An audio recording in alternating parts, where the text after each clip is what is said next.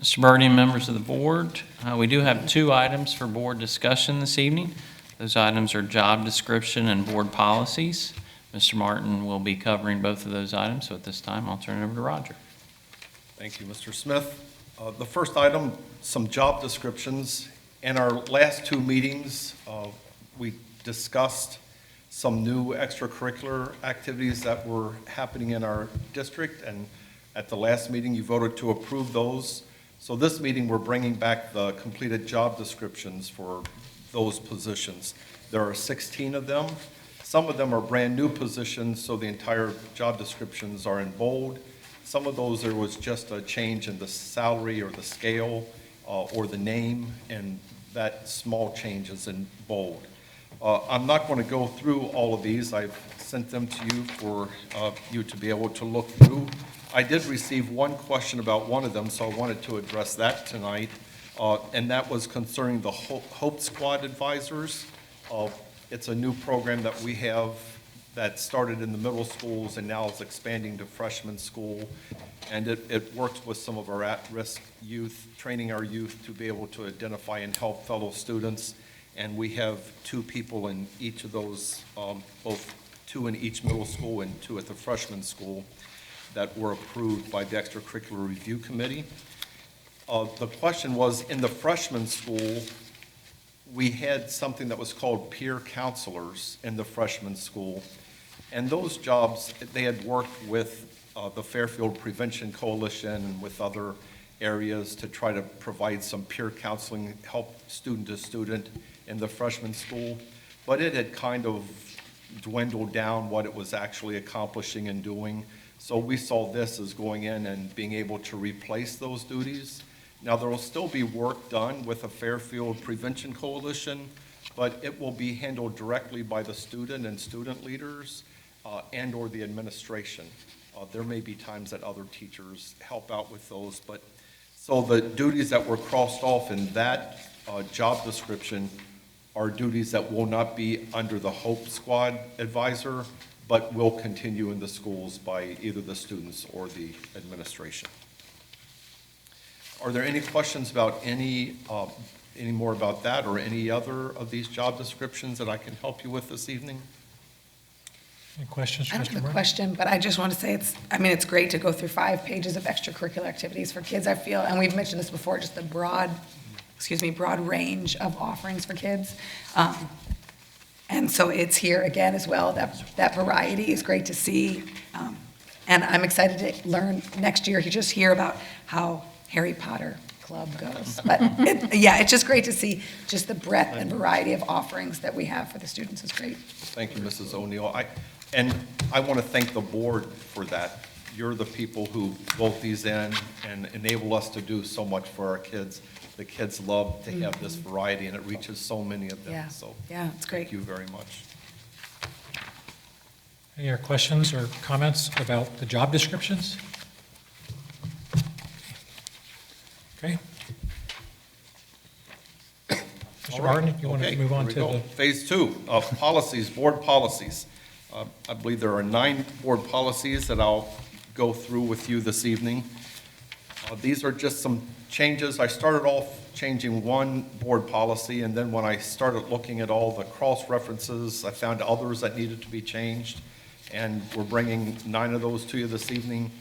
There will be another 18 at the next meeting, and then continue from there. So we've got lots of policy updates. Thankfully, it's summer, and I have time to work on those, so that's been good. The first policy for discussion this evening is policy ABA, and it's also policy KC. And I did want to take a moment just to mention this. Someone had asked me about this week. Why do we have board policies that are exactly the same with 2 different titles? And it's because, so people in our community, when they're looking up board policies, if it's something about instruction, all those letters may be I, or students will be another letter. And so there are things that when people look up, it makes sense that they might find it in one group of policies or another group of policies. So we put the same policy in twice. So this is ABA and KC. It's community involvement in decision making. And a lot of these policies, like this one, for instance, you see the adoption date was September 25th, 1995. Many of the policies I'm updating have not been updated since that point. A few have, but, so in that time, our policy group that we work with, OSBA, the Ohio School Boards Association, they send us preferred language that they've worked on. Sometimes there are substantial changes, and sometimes it's just verbiage, that they make it more concise.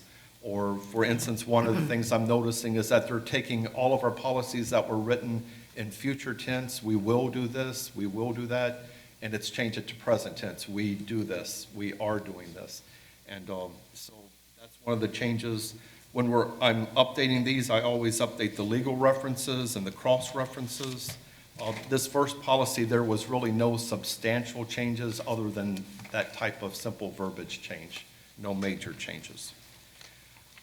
The next policy is policy BCB, and it's board officers. Other than the other changes that I was just telling you about, the major change is that it now mentions here that the board has all types of committees, and that the board president will be an ex officio member of all board committees with the power to vote. That wasn't in our policies in the past, so we've added that verbiage to BCB. That's a major change there. Board committees, policy BCE. This is one that we wanted to bring into the 20th century, 21st century, I guess. We had chairman in the past, and we wanted to change that to a gender-neutral term. So we changed that to chairperson. And then once again, we've added, the superintendent has always been an ex officio member of all of our committees, but this states clearly that the board president is as well. Those are the major changes to BCE. BCF, advisory committees to the board.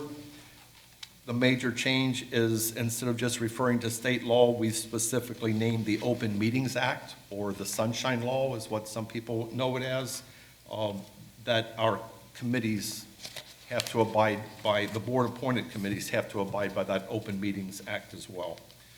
That's a major change to BCF. BCFA, there was one minor change, but I thought while I was in there changing these, I would change it.